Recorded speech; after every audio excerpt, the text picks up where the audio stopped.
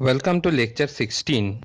In this lecture, we will find an expression for power that is transferred from this generator to this load. Now, a power is given by, we all know that VI cos of phi. To evaluate power like this, we need to know what is voltage, what is the magnitude of current, and the phase angle between this. Now, here we will derive a power in terms, not in terms of current, but in terms of this voltage and this voltage. So power, what we would like to do is to replace this I cos phi in terms of this angle E and in terms of delta. The expression that we will find will give the value of the active power that is transferred from this source to this load. However, if you can calculate Vi cos phi, it will still give you power. So Vi cos phi, the expression for power still hold good. We are finding an alternative to that. Before going into that, let's look into what we have done in the last class. In our last class, we have discussed about this one, the different types of armature reaction. This was demagnetizing armature reaction. This is magnetizing armature reaction. This is cross magnetizing armature reaction. And we said that only in case there is a cross magnetizing component, then only there will be a active power. That is, when V and E will not be in same phase, only in that case there will be some active power transfer. In this case, V and E was in phase, so there is no transfer of power. Here also V and E was in phase, so there was no transfer of power. And here V and E was not in phase, that's why there was a power transfer. Now, accordingly, we have drawn a phasor diagram here. What we have taken this equivalent circuit. Here this is E, the voltage generated at the machine. This is the terminal voltage, and this is the current through the machine. We assume that the current is lagging the voltage and V and E are not in same phase.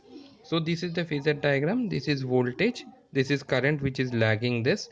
We have drawn IA axis to be perpendicular to IA and leading IA, and summation of V plus IA axis is giving me E. So this is the phasor diagram that we are quite familiar with now. Now what we will do, we will use our knowledge of triangle that we have learned in class 9th, and we can write this side divided by sine of this angle. Let's give a name to this triangle. Let's say that A B C D. Now now we can write AD by, okay, now what if before writing this we have to write the angles. Now this is phi, this is 90 degree, so this angle is 90 degree minus phi. Now if this angle is 90 degree minus phi and the total angle is 180, so this will be 180 degree minus 90 minus phi, that will be 90 degree plus phi. So this angle is 90 degree plus phi. Now in this triangle ACD, we can write this side AD by sine of this angle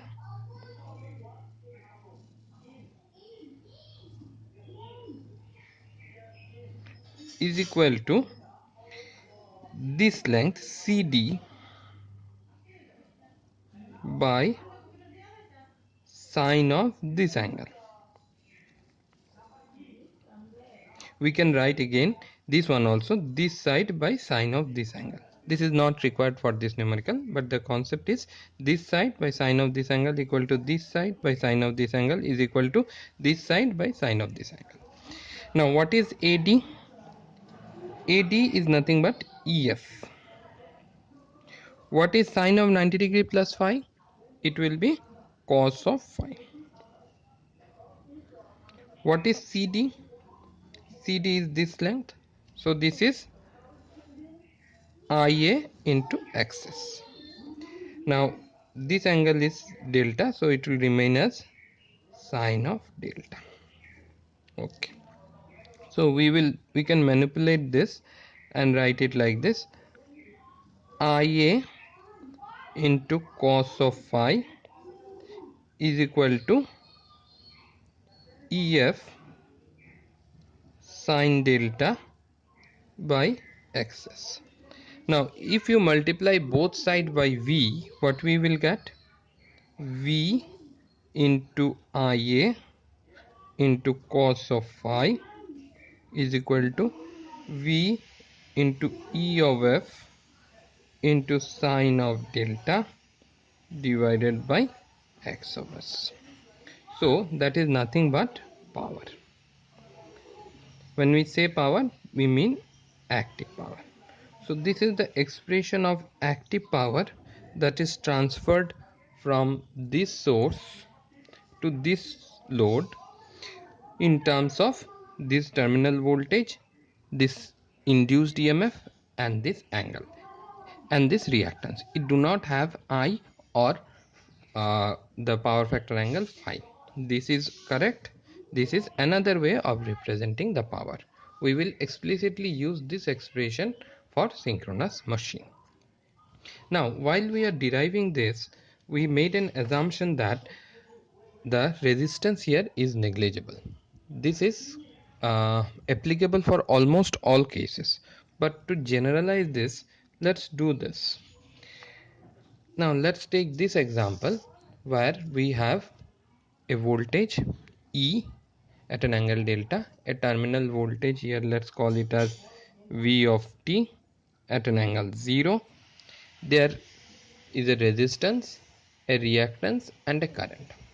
Now our objective is to, here in our previous example or derivation, we have found an expression of P.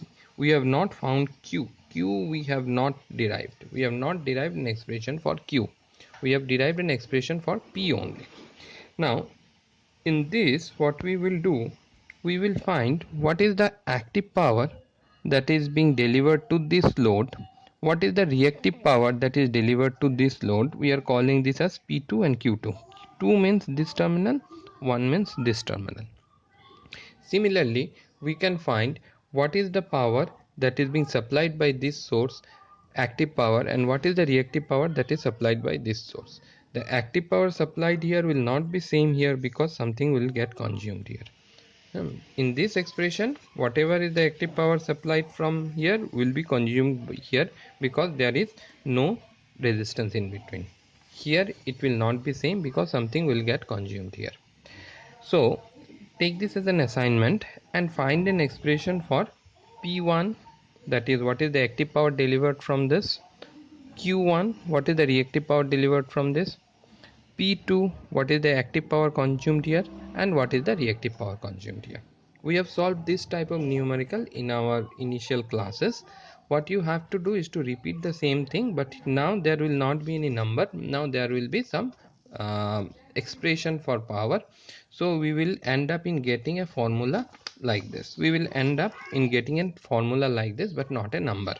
So what you will do, how will you solve this assignment?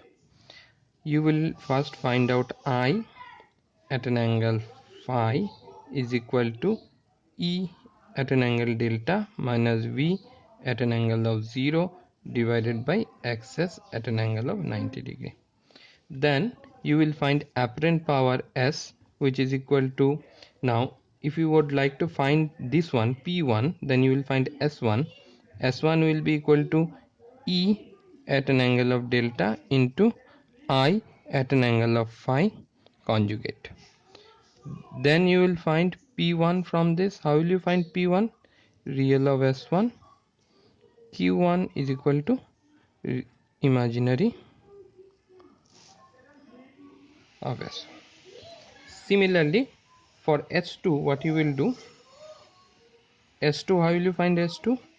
It will be Vt at an angle of 0 into I at an angle of phi conjugate of this. Then you will find P2 is equal to real of S2 and Q2 is equal to imaginary of S2.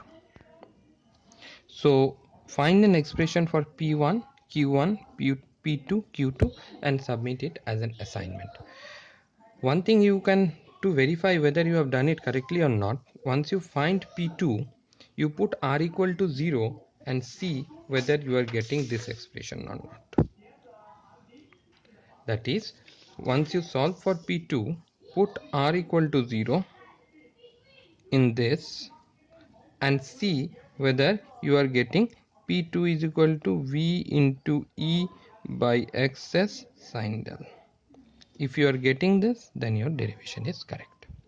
Okay, thank you.